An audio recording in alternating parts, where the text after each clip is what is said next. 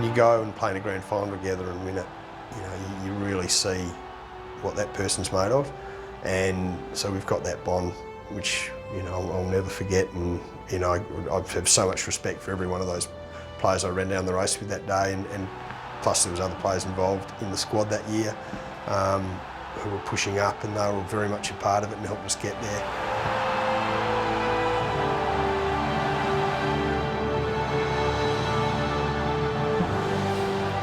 Very fortunate to be part of such an amazing, you know, group of blokes. And I think if you look back on it now, a lot have gone on to be senior coaches, you know, within the AFL.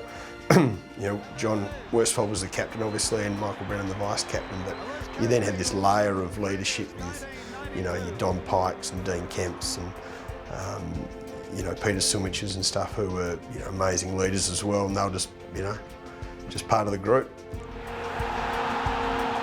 I remember walking across from the hotel to the G. We walked, and that's what was ritual when we played at the G. And a lot of Melbourne people were hurling abuse at us, and there was a bit going on verbally. And then the game, it was tough early.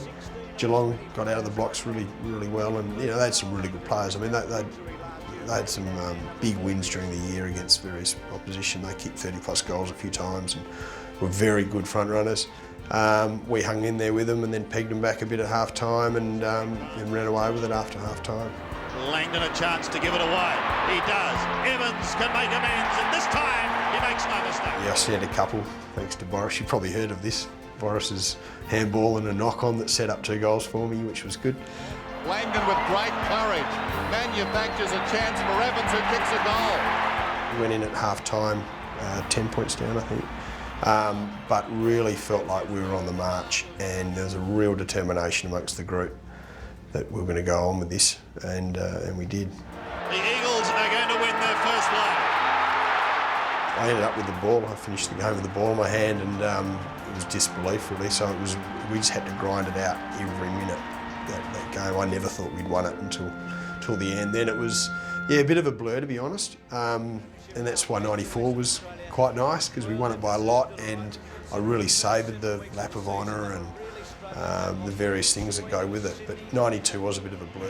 A magnificent moment for the West Coast Eagles as they... One of the nights after the one function in the city, we went out after and we had a few drinks and went to a restaurant and what have you.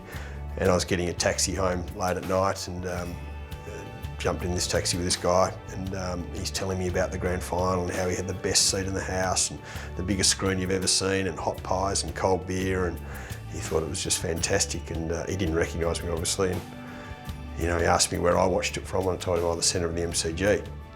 He'd drive me along.